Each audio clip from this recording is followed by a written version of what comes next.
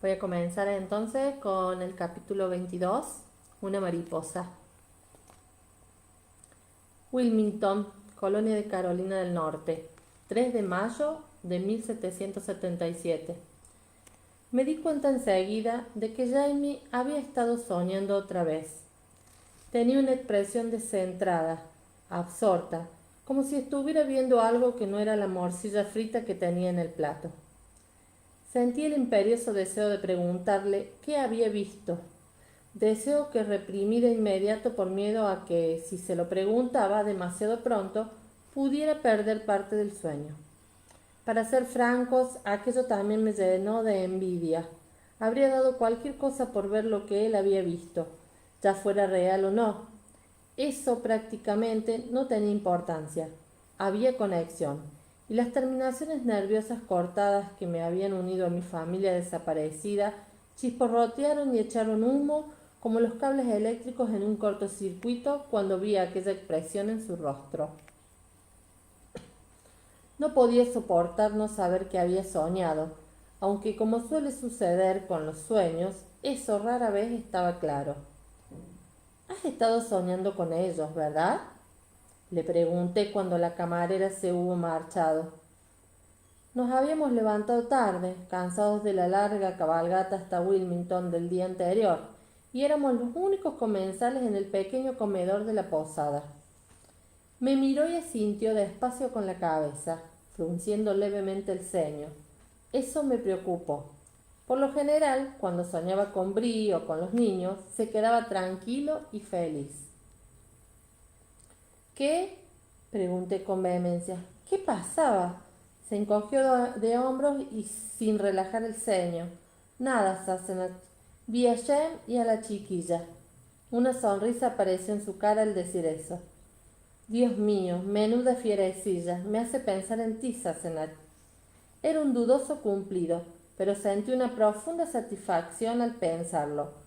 Me había pasado horas mirando a Mandy y a Jen, memorizando cada pequeño rasgo y gesto suyo, intentando extrapolar e imaginar cómo serían cuando crecieran, y estaba casi segura de que Mandy tenía mi boca. Era evidente que tenía la forma de mis ojos y mi pelo, pobre niña, salvo porque era en negro azabache. ¿Qué estaban haciendo? Jamie se frotó el entrecejo con un dedo como si le picara la frente. Estaban al aire libre, dijo despacio. Jem le dijo que hiciera algo y ella le dio una patada en la espinilla y escapó corriendo. Así que él la persiguió. Creo que era primavera. Sonrió con los ojos fijos en lo que fuera que hubiera visto en su sueño. Recuerdo las florecillas enredadas en su pelo y formando montoncitos entre las piedras. ¿Qué piedras? Pregunté de golpe. Oh, las lápidas del cementerio, respondió él, de bastante buena gana. Y ya está, estaban jugando entre las lápidas en la colina que hay detrás del Lallybroch. Suspiré con alegría. Esa era la tercera vez que Jamie soñaba que se encontraban en Lallybroch. Tal vez solo me estuviera haciendo ilusiones, pero sabía que el pensar que habían construido allí un hogar lo hacía tan feliz como a mí. Tal vez estén allí, aventuré. Roger estuvo allí cuando te estábamos buscando. Dijo que la casa seguía deshabitada, en venta. Brie tenía dinero. Tal vez la hayan comprado, tal vez estén allí.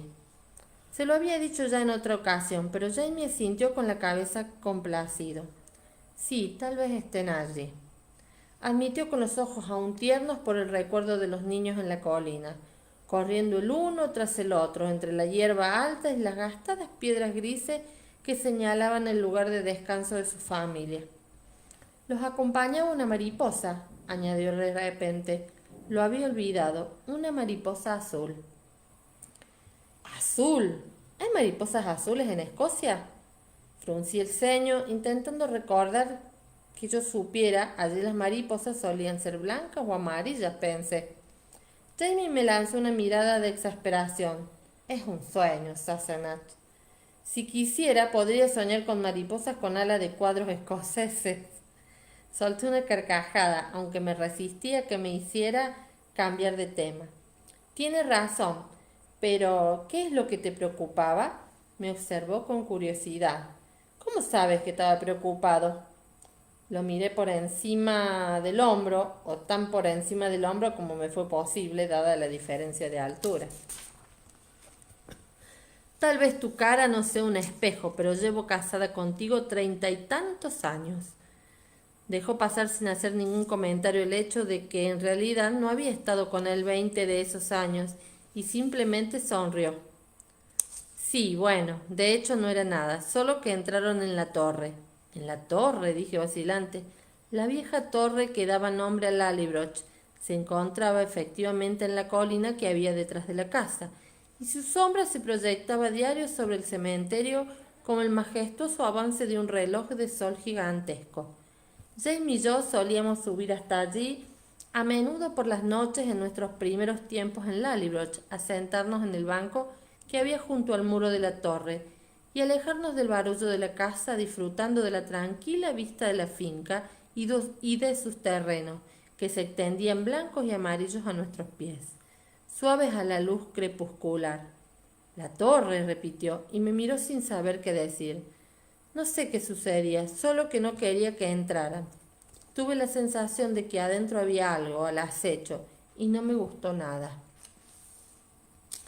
Tercera parte, el corsario.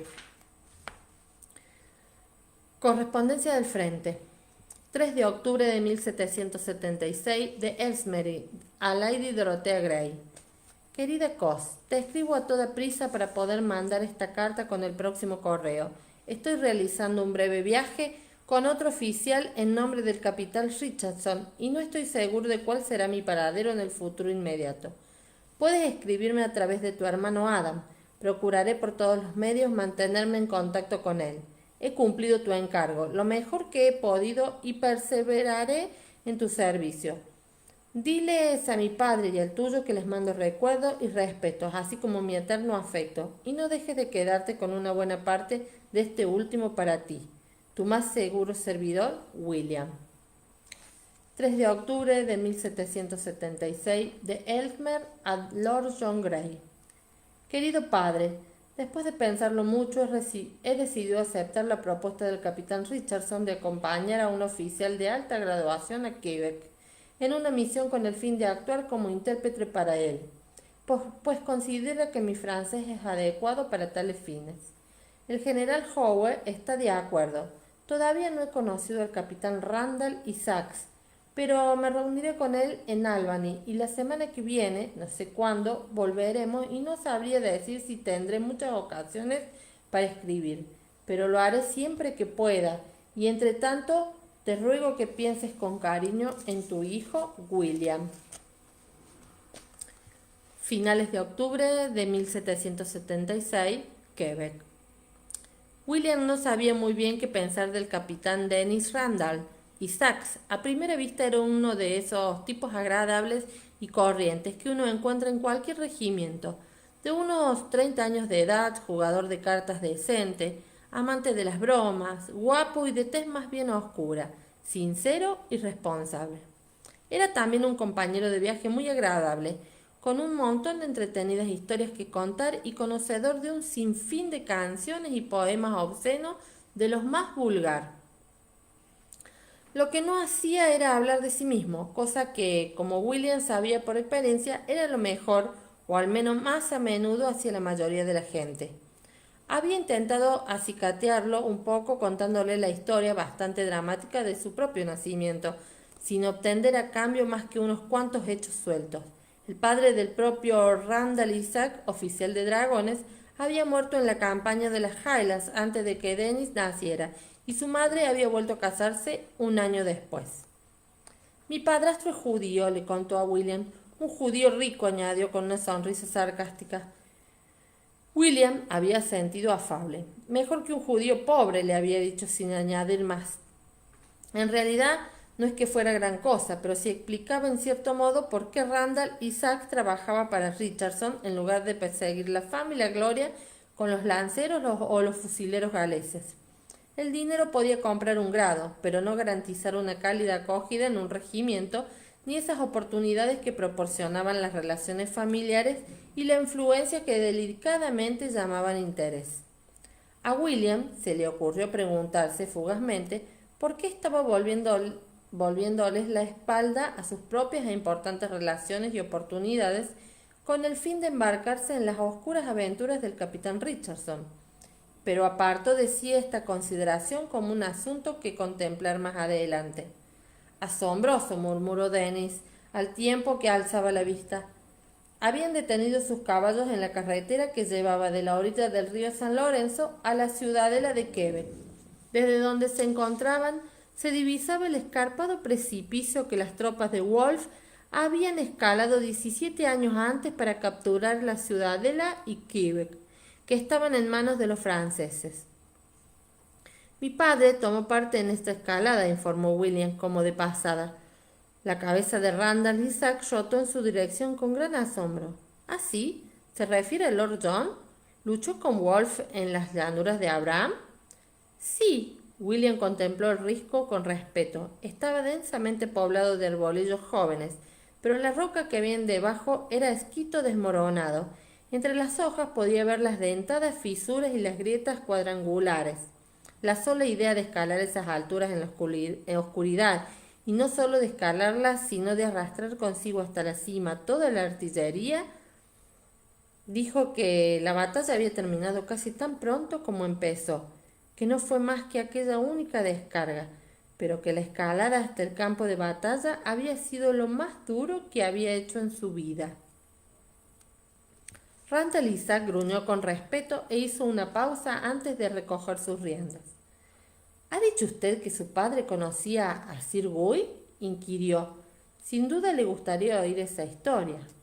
William miró a su compañero. En realidad no había mencionado que Lord John conociera a Sir Guy Carleton, el comandante en jefe para Norteamérica, aunque en efecto lo conocía.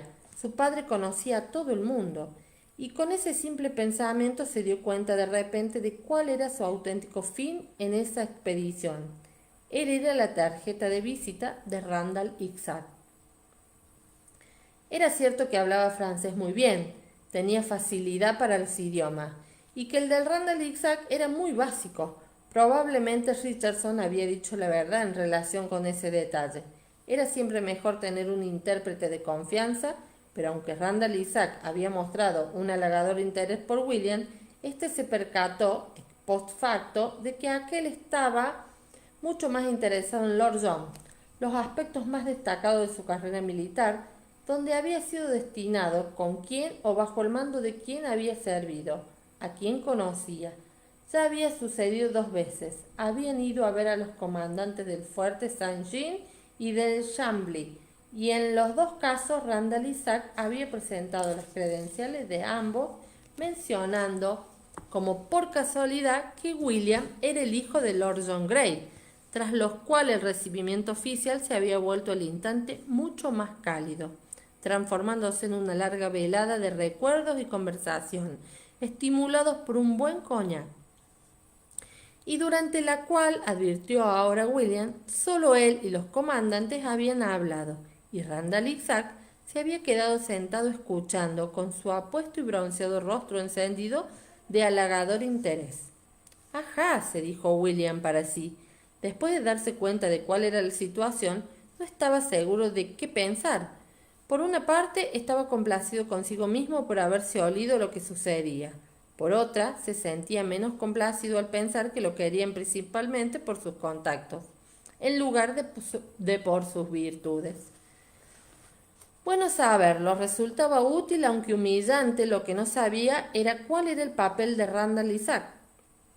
Estaba tan solo recopilando información para Richardson, o tenía otros asuntos de qué ocuparse que no le habían dado a conocer.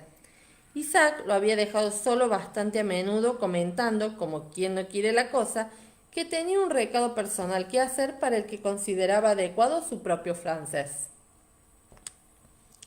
Según las limitadísimas instrucciones que le había facilitado el capitán Richardson, estaban evaluando los sentimientos de la población francesa y los colonos ingleses de Quebec, con vistas a obtener su apoyo en el futuro en caso de que se produjera una incursión por parte de los rebeldes americanos o de un intento de amenazas o seducciones por parte del Congreso Continental. Hasta ahora, dichos sentimientos parecían claros, aunque no eran los que quizá habría esperado. Los colonos franceses de la zona simpatizaban con Sir Guy, quien como gobernador general de Norteamérica había aprobado la ley de Quebec que legalizaba el catolicismo y protegía las actividades comerciales de los católicos franceses. Los ingleses, por razones obvias, estaban descontentos con ella y se habían negado en masa a responder a su petición de apoyo por parte de la milicia durante el ataque americano a la ciudad, el invierno anterior.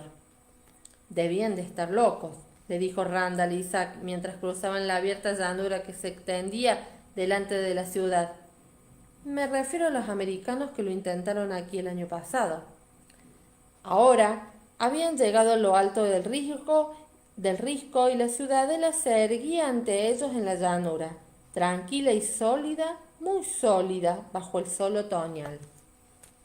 El día era cálido y hermoso, y el aire hervía con los olores ricos y terrosos del río y el bosque. Nunca había visto un bosque semejante. Los árboles que bordeaban la llanura crecían a lo largo de las orillas del San Lorenzo, presentaban una densidad impenetrable y en esos momentos lanzaban destellos dorados y rojos. Vista contra la oscuridad del agua y el azul profundo imposible del vasto cielo de octubre, esa imagen le causó la fantástica sensación de estar cabalgando a través de un cuadro medieval, resplandeciente de pan de oro y ardiendo con un fervor que no era de este mundo. Pero al margen de su belleza, percibía la fiereza del lugar, lo sentía con claridad que hacía que sus huesos parecieran transparentes.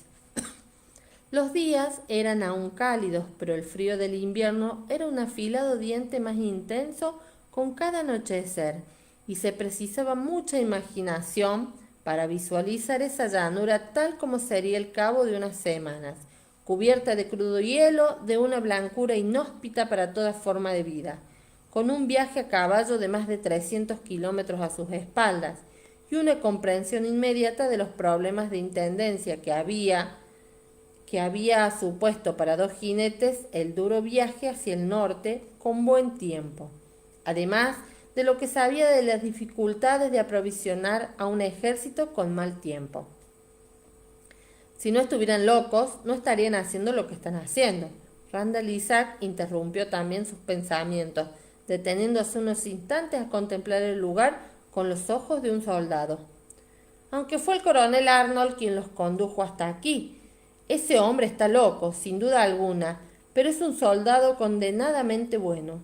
Su voz dejó traslucir la admiración, y William lo miró con curiosidad. «Lo conoce, ¿verdad?», inquirió de manera informal, y Randall Isaac se echó a reír. «No he hablado nunca con él», contestó. «Venga», espoleó a su caballo y torcieron hacia la puerta de la ciudadela. Tenía, sin embargo, una expresión divertida y medio desdeñosa, como si estuviera meditando algún recuerdo. Y al cabo de unos segundos volvió a hablar. «Tal vez lo habría logrado. Me refiero a Arnold, tomar la ciudad. Sir Guy no tenía tropas dignas de ese hombre, y si Arnold hubiera llegado hasta aquí cuando tenía planeado y con la pólvora y la munición que necesitaba, bueno, habría sido una historia totalmente distinta. Pero eligió al hombre equivocado para que lo orientara. ¿Qué quiere decir?». Randall Isaac adoptó de repente una expresión cautelosa, pero después pareció encogerse interiormente de hombros, como diciendo, ¿acaso importa? Estaba de buen humor y ya andaba pensando con agrado en una cena caliente, una cama blanda y ropa limpia, después de acampar durante semanas en los tenebrosos bosques. «Por tierra no lo habría logrado», respondió, en un intento de hallar la manera de conducir por agua y hacia el norte a un ejército y a todo lo que un ejército necesita. Arnold buscó a alguien que hubiera realizado aquel arriesgado viaje y conociera los ríos y los porteos, explicó. Al final encontró a un hombre, Samuel Goldwyn. Pero nunca se le ocurrió que Goldwyn pudiera ser lealista. Randall Isaac meneó la cabeza asombrado de su ingenuidad. Godwin acudió a mí para preguntarme qué debía hacer, así que se lo dije, y él le entregó a Arnold sus mapas cuidadosamente reescritos para servir a sus propósitos. Y vaya se habían servido, distorsionando las distancias, quitando referencias, indicando pasos donde no los había y facilitándoles mapas que eran puras invenciones de la imaginación. Las indicaciones del señor Godwin lograron arrastrar a las fuerzas de Arnold a áreas desiertas, obligándolos a transportar sus barcos y sus provisiones por tierra durante un sinfín de días y retrasándolos tanto al final que el invierno los pilló muy lejos de la ciudad de Quebec. Randall Isaac se echó a reír, aunque pensó William en su risa había un deje de lástima. Me quedé atónito cuando me contaron que lo había logrado a pesar de todo. Aparte de todas esas cosas, los carpinteros que hicieron sus embarcaciones lo engañaron. Estoy seguro de que fue por pura incompetencia, no por motivos políticos. Aunque en estos tiempos a veces es difícil de decir, los construyeron con troncos verdes y estaban mal acondicionados. La mitad se hicieron pedazos y se hundieron a los pocos días de echarlos al agua. Debió de ser un auténtico infierno, declaró Randall Isaac como hablando consigo mismo. Entonces se sobrepuso y negó con la cabeza. Pero todos sus hombres lo siguieron. Solo una compañía dio la vuelta. Pasando hambre, medio desnudos, muertos de frío, lo siguieron, repitió, maravillándose. Miró de soslayo a William con una sonrisa. ¿Cree usted que sus hombres lo seguirían, teniente, en semejantes circunstancias? Espero tener más sentido común y no arrastrarlos a tales condiciones, replicó William con sequedad. ¿Qué le sucedió a Arnold al final? ¿Lo capturaron? No, contestó Randall Isaac pensativo, al tiempo que les hacía un gesto con la mano a los soldados que guardaban la puerta de la ciudadela. No, no lo capturaron. Lo que ha sido de él solo Dios lo sabe. O Dios y Serguy. Espero que este último pueda decírnoslo. 24. Joyeux Noël. Londres, 24 de diciembre de 1776. Las madames más prósperas eran criaturas robustas, reflexionaba Lord John, ya fuera tan solo porque satisfacían ahora los apetitos que se habían negado en sus años de juventud, ya porque ello suponía un escudo contra la posibilidad de regresar a las posiciones más inferiores de su comercio. Casi todas estaban bien blindadas de carne. Nessie, en cambio, no. Podía ver la sombra de su cuerpo a través de la fina muselina de su camisón mientras se colocaba la bata. La había hecho levantarse de la cama sin querer, de pie delante del fuego. No tenía ni un gramo más de carne sobre su delgada figura de la que tenía cuando la había conocido a los, según decía ella, 14 años, aunque por aquel entonces sospechó que tal vez tuviera 11. Ahora tendría unos 30 y tantos, y aún aparentaba 14. Sonrió al pensarlo y ella le devolvió la sonrisa, al tiempo que se ataba el salto de cama. La sonrisa la avejentó un poco, pues le faltaban algunos dientes y los que le quedaban tenían las raíces cariadas. Si no estaba gruesa era porque no tenía capacidad para llegar a ello. Le encantaba el dulce y se había comido una caja entera de violetas confitadas o delicias turcas en 10 minutos, compensando el hambre que había pasado durante su juventud en las Highlands escocesas.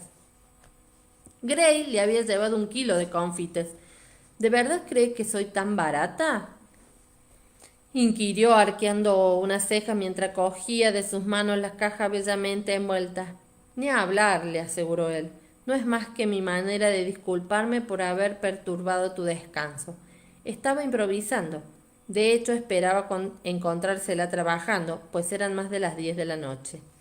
Sí, bueno, es Nochebuena, respondió a su pregunta implícita. Todo hombre que tenga una casa a la que ir está en ella. Bostezó, se quitó el gorro de dormir y se ahuecó la revuelta mata de oscuro pelo rizado con los dedos. Sin embargo, parece que Tienes algunos clientes, observó él. Se oía un canto distante 2 pisos más abajo y el salón le había parecido bastante concurrido al pasar. Ah, sí, los desesperados. Dejó que Maybelle se ocupe de ellos. No me gusta verlos, pobre criatura, me dan pena. En realidad los que vienen el día de Nochebuena no quieren una mujer, solo un fuego junto al que sentarse y gente con la que estar. Hizo un gesto con la mano y se sentó, quitándole el lazo a su regalo con avidez. Entonces deja que te desee una feliz Navidad, dijo Lord John, contemplándola con divertido afecto. Ella se metió uno de los dulces en la boca, cerró los ojos y suspiró extasiada. Declaró sin detenerse a tragar antes de meterse otro dulce en la boca y masticarlo. Por el tono cordial de su observación supuso que Nessie correspondía a sus sentimientos. Sabía que era Nochebuena, por supuesto, pero de algún modo se había quitado la idea de la cabeza durante las largas y frías horas del día. Había estado lloviendo a cántaros el día entero, lanzando alfilerazos de lluvia helada, intensificados de vez en cuando por caprichosas ráfagas de granizo, y llevaba helado hasta los huesos desde antes del amanecer, cuando el lacayo de Minnie había ido a despertarlo porque lo reclamaban en Argus House. La habitación de Nessie era pequeña pero elegante y tenía un agradable olor a sueño. Su cama era amplia, con cortinajes de lana confeccionados con una tela de cuadros Reina Carlota rosa y negro, muy a la moda. Cansado, aterido y hambriento como estaba, sintió la llamada de aquella caverna caliente y tentadora, con sus montones de almohadas de pluma de ganso, edredones y sábanas limpias y suaves. ¿Qué pensaría ella? Se preguntó si le pidiera que compartieran la cama esa noche. Un fuego junto al que sentarse y gente con la que estar. Bueno, eso lo tenía, al menos por ahora. Gray reparó en un suave zumbido como el de un moscón atrapado que se estrella contra el cristal de una ventana. Dirigió la vista hacia el sonido y se dio cuenta de que lo que había pensado que no era más que un montón de sábanas arrugadas contenía en realidad un cuerpo. La borla de elaborada pasamanería de un gorro de dormir estaba desparramada sobre la almohada. Solo es Rab, hizo constar divertida una voz escocesa. Se volvió y vio que Nessie lo miraba sonriente. ¿Te apetecería un trío, verdad? En el preciso momento en que se sonrojaba cayó en que le gustaba no solo por sí misma, ni por sus habilidades como espía, sino porque tenía una capacidad incomparable para desconcertarlo. Pensó que Nessie no conocía del todo la forma de sus propios deseos, pero había sido prostituta desde niña y probablemente tenía una gran sagacidad para intuir los deseos de casi todo el mundo, ya fueran conscientes o no. Oh, creo que no, repuso Cortés. No querría molestar a tu marido. Procuró no pensar en las manos brutales y los sólidos muslos de Rab McNabb. Rab había sido sillero antes de casarse con Nessie, y de que el prostíbulo del que eran propietarios tuviera tanto éxito, pero sin lugar a dudas, él no. No podrías despertar a ese pequeño patán ni a cañonazos, terció ella mirando con afecto hacia la cama. Sin embargo, se puso en pie y corrió las cortinas, sofocando los ronquidos. Hablando de cañonazos, añadió inclinándose a mirar a Gray al regresar a su asiento, tú mismo pareces haber estado en la guerra. Ten, toma una copita y llamaré para que te traigan algo caliente para cenar. Señaló con la cabeza el escanciador y las copas que había sobre la mesilla y se estiró para alcanzar el cordón de la campanilla. No, gracias. No tengo mucho tiempo, pero sí tomaré un trago para sacudirme el frío. Gracias. El whisky, ella no tomaba otra cosa, pues despreciaba la ginebra como bebida para mendigo y consideraba el vino bueno, pero insuficiente para sus propósitos. Lo hizo entrar en calor, y su abrigo mojado empezó a echar humo al cobijo del fuego. No tienes mucho tiempo, repitió ella. ¿Por qué? Me marcho a Francia, respondió. Por la mañana. Nessie arqueó las cejas de golpe y se metió otro confite en la boca. Uno pasa la Navidad con familia. No hables con la boca llena, querida, repuso él sonriendo a pesar de todo. Mi hermano sufrió un ataque grave la pasada noche, le explicó. El matasanos dice que es el corazón, aunque dudo que sepas realmente qué es. pero la cena de Navidad de siempre probablemente sea menos festiva este año. Lo siento, manifestó Nessie con mayor claridad. Se limpió un poco de azúcar de la comisura de los labios, frunciendo el ceño con gesto preocupado. Su señoría es un hombre muy distinguido. Sí, él... se interrumpió mirándola. ¿Conoces a mi hermano? Con recato, Nessie le dirigió una sonrisa que le dibujó unos hoyuelos en las mejillas. La discreción es uno de los activos más valiosos de una madame, declamó, claramente repitiendo la sabia observación de alguna antigua patrona. Lo dice la mujer que espía para mí. Estaba intentando imaginar a Hal, o quizá no imaginar a Hal, pues él sin duda no, para ahorrarle a Minnie sus exigencias, tal vez creía que... Sí, bueno, espiar no es lo mismo que cotillar frívolamente, ¿verdad? Yo quiero té, aunque tú no quieras, hablar de mucha sed. Llamó al timbre para que acudiera la portera y acto seguido se volvió arqueando una ceja. Tu hermano se está muriendo y te vas a Francia. En ese caso debe de ser algo muy urgente. No se está muriendo, respondió Gray cortante. El simple hecho de pensarlo ebrio en la alfombra que tenía bajo los pies, un amplio abismo que esperaba para engullirlo, miró con decisión hacia otro lado. Tuvo un ataque. Le llevaron la noticia de que habían herido a su hijo menor en América y de que lo habían hecho prisionero. Los ojos de ella se dilataron al oírlo y se ciñó más estrechamente la bata alrededor de sus inexistentes pechos. El menor, ese sería Henry, ¿no? Sí, ¿cómo demonios sabes tú eso? Preguntó con ansiedad. Ella le dirigió una sonrisa mellada, pero le cambió enseguida por una expresión seria al ver lo afligido que estaba. Uno de los lacayos de su señoría es cliente habitual, dijo con sencillez. Viene todos los jueves. Estaba sentado inmóvil con las manos sobre las rodillas, intentando someter su pensamiento y sus sentimientos a algún tipo de control. Entiendo. A estas alturas del año es ya tarde para recibir mensajes de América, ¿verdad? Miró hacia la ventana cubierta por varias capas de terciopelo rojo y encaje que no lograban bloquear el sonido del aguacero que estaba cayendo. ¿Ha llegado algún barco con retraso? Sí, uno con destino a Brest, desviando de su ruta con el palo mayor dañado. Le llevaron el mensaje a tierra. ¿Entonces te vas a Brest?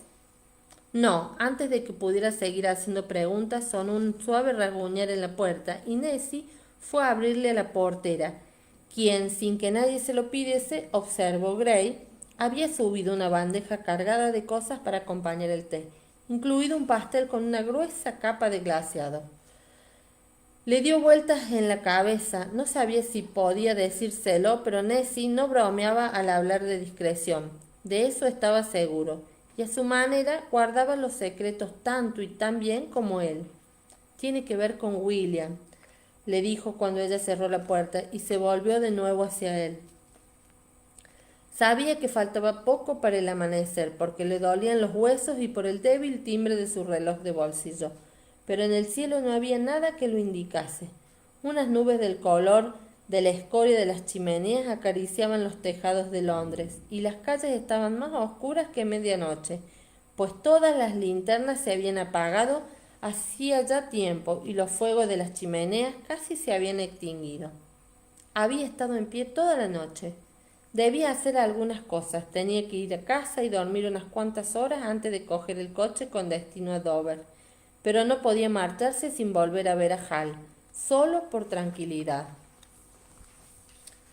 Había luz en las ventanas de Harwood House. A pesar de que las cortinas estaban corridas, un débil resplandor se proyectaba al exterior sobre los adoquines mojados.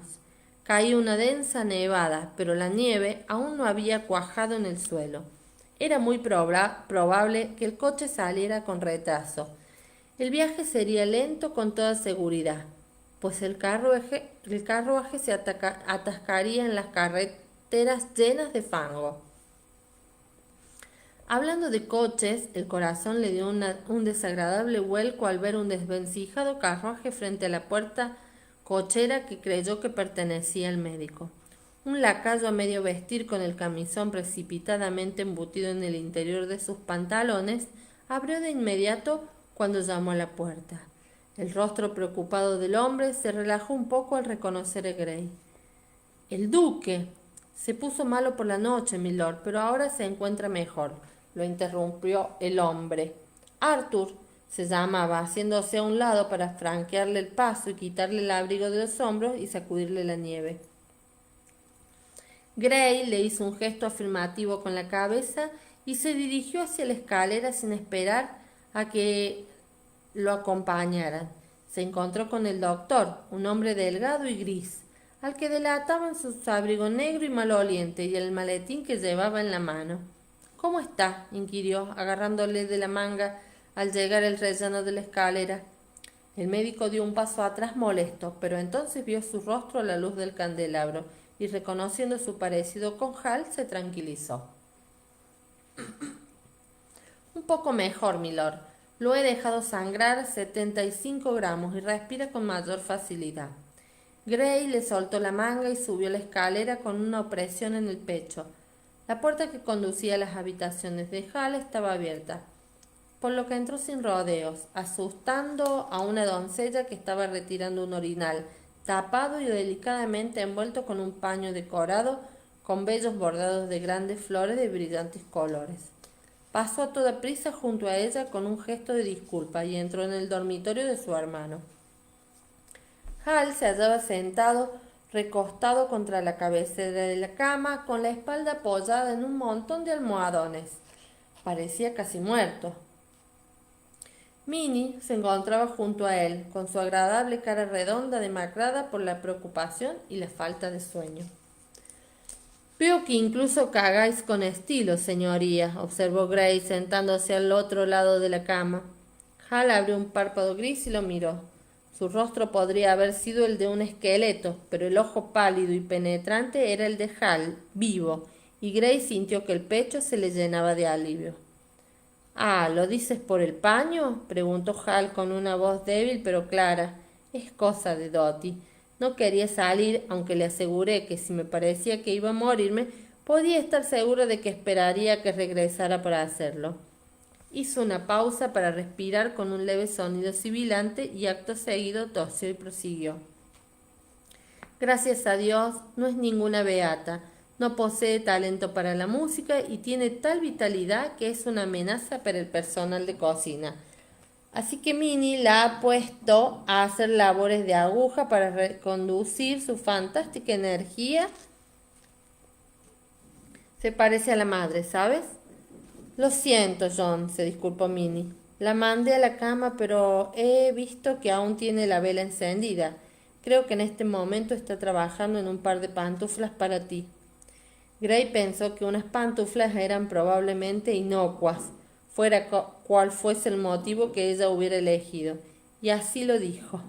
«Mientras no me esté bordando un par de calzones, los nudos, ya sabes». El comentario hizo reír a Hal, lo que hizo que tosiera a su vez de manera alarmante, aunque le devolvió algo de color a su rostro. «¿Así que no te estás muriendo?», inquirió Gray. «No», repuso escuetamente Hal. «Me alegro», sonrió su hermano. «No lo hagas». Hal parpadeó y luego, recordando la ocasión en que él le había dicho a Gray exactamente lo mismo, le devolvió la sonrisa. «Haré cuanto esté en mi mano», dijo con sequedad, y después, volviéndose, le tendió a Minnie una mano afectuosa. «Querida, haré que suban un poco de té», terció ella, levantándose de inmediato. «Y un buen desayuno caliente», añadió tras lanzarle a Gray una mirada escrutadora.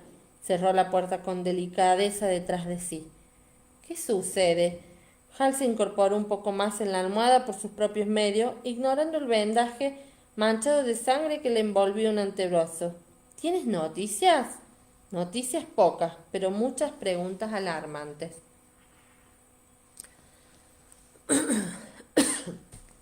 Las noticias de la captura de Henry habían llegado en forma de una noticia dirigida a Hal dentro de una carta que uno de sus contactos en el mundo del espionaje le había dirigido a él, y que contenía una respuesta a su pregunta en relación con las conocidas conexiones francesas de un tal Percival Beauchamp. Sin embargo, no había querido comentar esto último con Hal, hasta haber visto a Nessie, y en cualquier caso, Hal no estaba en condiciones para charlas de este tipo.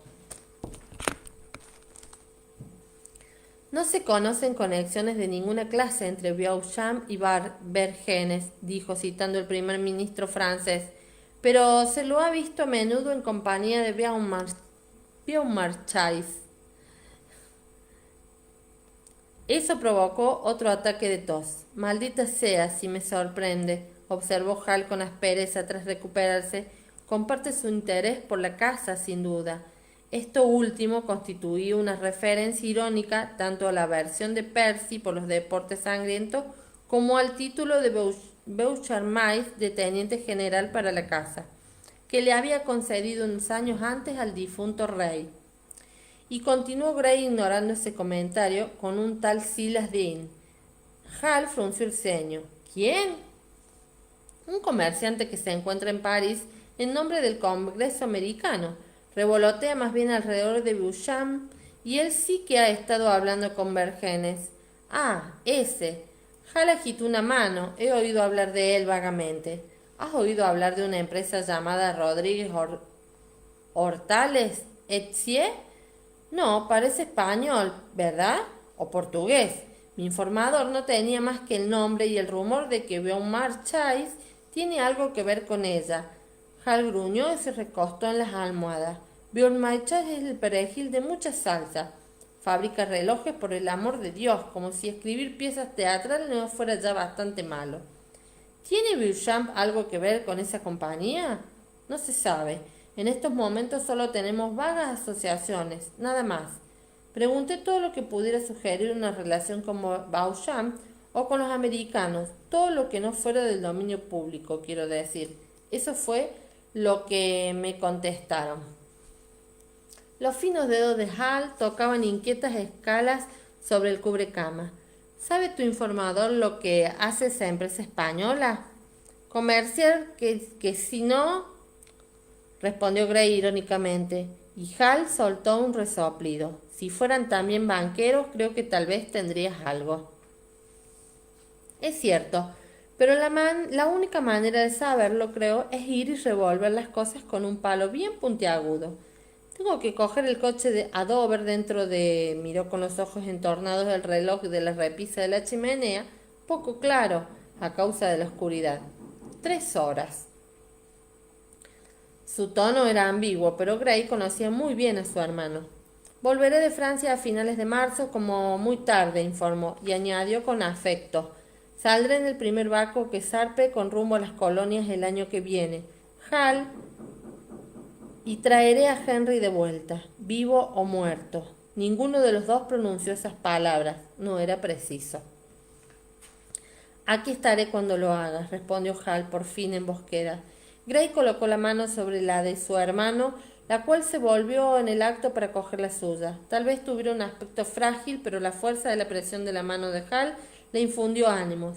Permanecieron sentados en silencio con las manos unidas hasta que se abrió la puerta y Arthur, ahora completamente vestido, entró sin hacer ruido con una bandeja del tamaño de una mesa de juego cargada de panceta, salchicha, riñones, salmón ahumado, huevos escalfados con mantequilla, champiñones a la brasa y tomates, tostadas, confitura, mermelada, una enorme tetera que desprendía un fragante olor a té recién hecho, unos cuencos con leche y azúcar y un plato cubierto que depositó ceremoniosamente delante de Hal y que resultó que estaba lleno de una especie de repugnante papilla de avena muy líquida. Arthur le hizo una reverencia y salió mientras Gray se preguntaba si sería él el lacayo que iba a casa de Nessie los jueves. Se volvió y descubrió que Hal estaba dando buena cuenta de los riñones que habían traído para él. ¿No se supone que tienes que comerte tu papilla?, inquirió Gray. No me digas que tú también estás resuelto a llevarme antes de tiempo a la tumba, repuso Hal, cerrando los ojos en breve éxtasis mientras masticaba. ¿Cómo demonio esperas nadie que me recupere alimentándome cosas como bizcochos tostados y papillas de avena, y respirando con dificultad arponeó otro riñón. ¿Crees que de verdad se trata del corazón?, preguntó Gray. Al negó con la cabeza. Estoy seguro de que no, contestó en tono indiferente. Estuve escuchándomelo, ¿sabes? Después del primer ataque sonaba exactamente igual que siempre. Hizo una pausa para palparse el pecho de manera experimental con el tenedor suspendido en el aire. No me duele. Está claro que me dolería, ¿no? Grace se encogió de hombros. ¿Qué tipo de ataque fue entonces? Hal se tragó lo que quedaba del riñón y se estiró para agarrar una rebanada de pan tostado con mantequilla, cogiendo el cuchillo de la mermelada con la otra mano. No podía respirar, explicó como si nada. Me puse azul. Ese tipo de cosas. Ya, bueno. Ahora mismo me encuentro bastante bien, señaló Hal en tono ligeramente sorprendido. Ah, sí, sonrió Gray. Tenía leves reservas, pero al fin y al cabo se iba al extranjero y no solo podían suceder cosas inesperadas, sino que a menudo sucedían. Mejor no dejar el tema en el aire, por si acaso algo malo le ocurría a alguno de los dos antes de que volvieran a verse. Bueno, pues, si estás seguro de que un pequeño sobresalto no precipitará tu espiral mortal, deja que te cuente algo. Sus noticias en relación con la tendrez existente entre Dottie y William hizo que Hal parpadeara y dejara momentáneamente de comer, pero tras unos segundos de reflexión, meneó la cabeza y continuó masticando.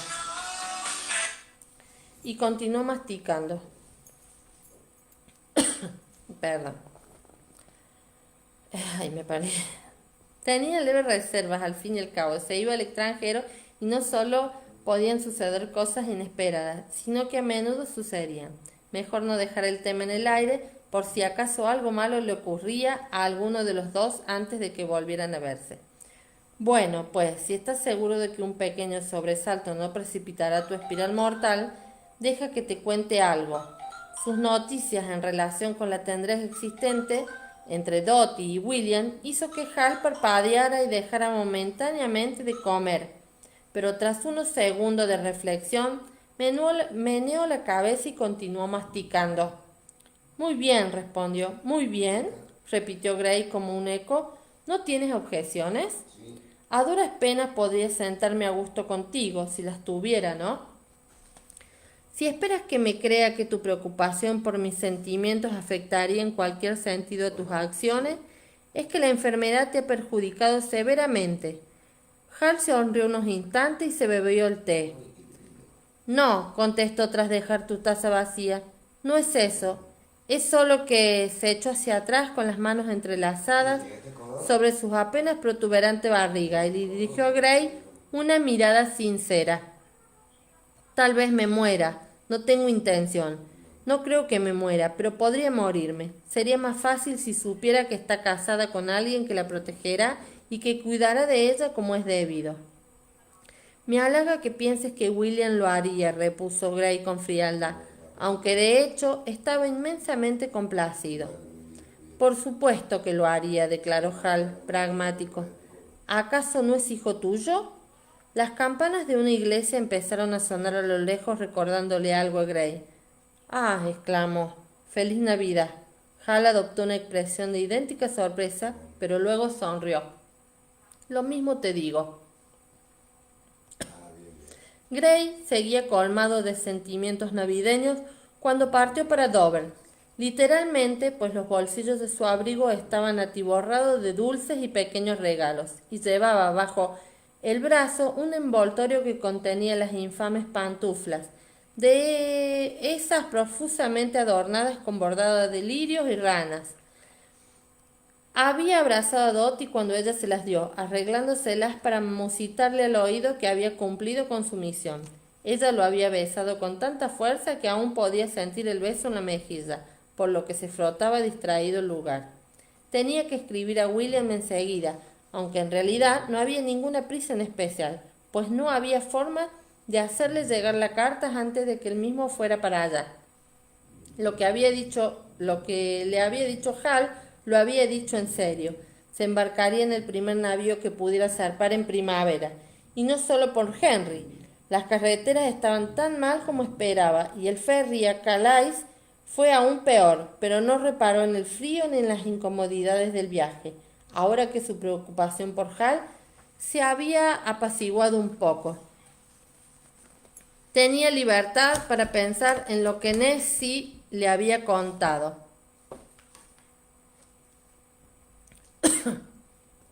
Una información que había pensado mencionarle a Hal, pero que al final no le había comentado, pues no quería llenarle la cabeza de cosas por miedo a que eso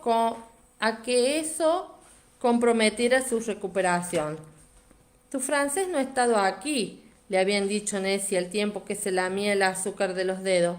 Aunque visitó el prostíbulo de Jackson mientras estaba en la ciudad, ya se había ido. Dicen que ha vuelto a Francia.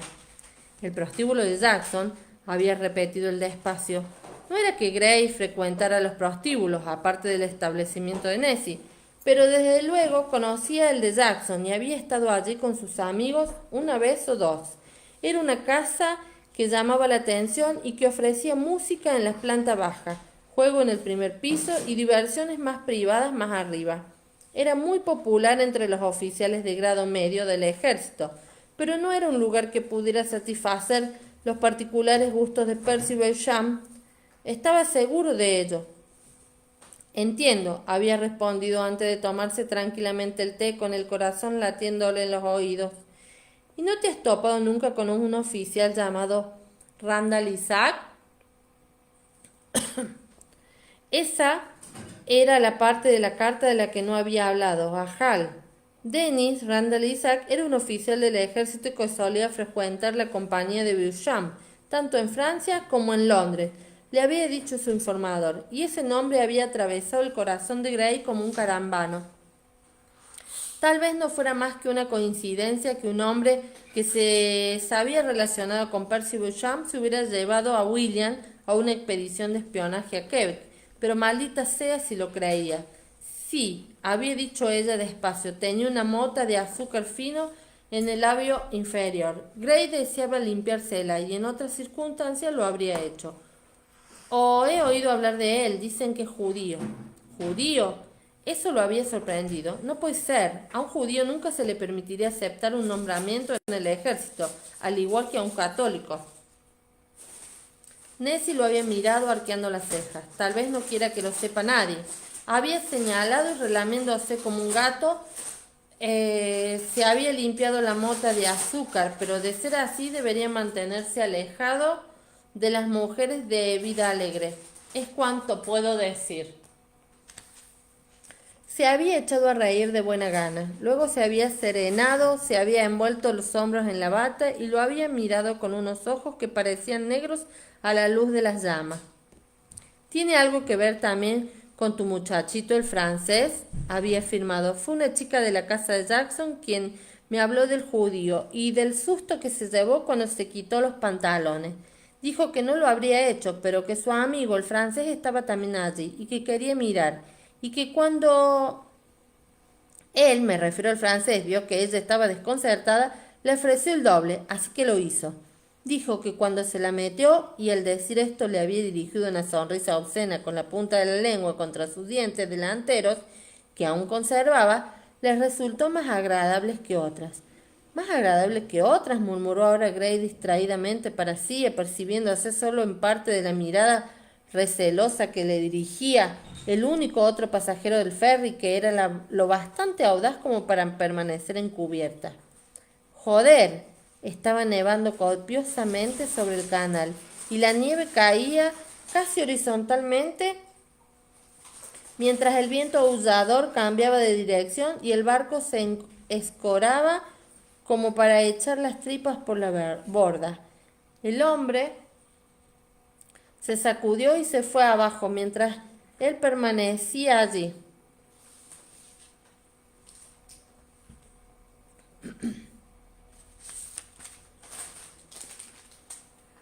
Mientras él permanecía allí comiendo con los dedos melocotones con coñac de un frasco que llevaba en el bolsillo, contemplando con tristeza la costa cada vez más próxima de Francia, visible tan solo a trechos a través de unas nubes bajas. No doy más, es muy largo. 24 de diciembre de 1776. Quebec. Querido papá, te escribo desde un convento. Me apresuraré a explicar que no es como los de Covent Garden, sino un convento católico de verdad, administrado por monjas ursulinas.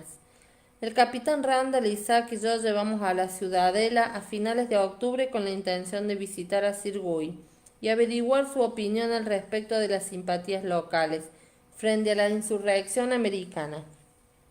Pero nos dijeron que se había marchado al fuerte Saint-Jean para lidiar personalmente con un brote de dicha insurrección, a saber, una batalla naval, o así supongo que debo llamarla, que se liberó en el lago Champlain, una estrecha masa de agua conectada con el lago York, que tal vez conozcas de cuando tú mismo estuviste ahí.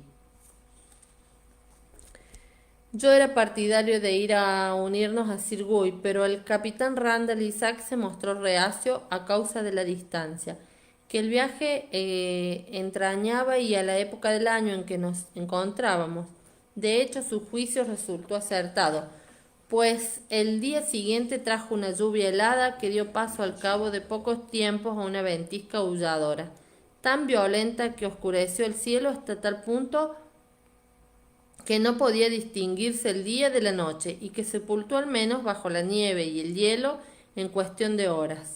Al ver este espectáculo de la naturaleza, debo confesar que mi desilusión por perderme la oportunidad de unirme a Sir Guy se vio sustancialmente mitigada.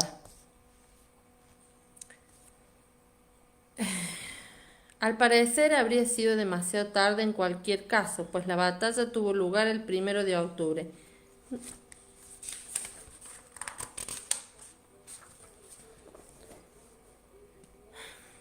Voy a dejar acá, chicas, porque no me da más la garganta. Así que mañana retomaré, si quieren, las 4 hojitas que quedan, 5 hojas que me quedan, pero no doy más. Me duele muchísimo la garganta. Así que, bueno, hasta acá llegué.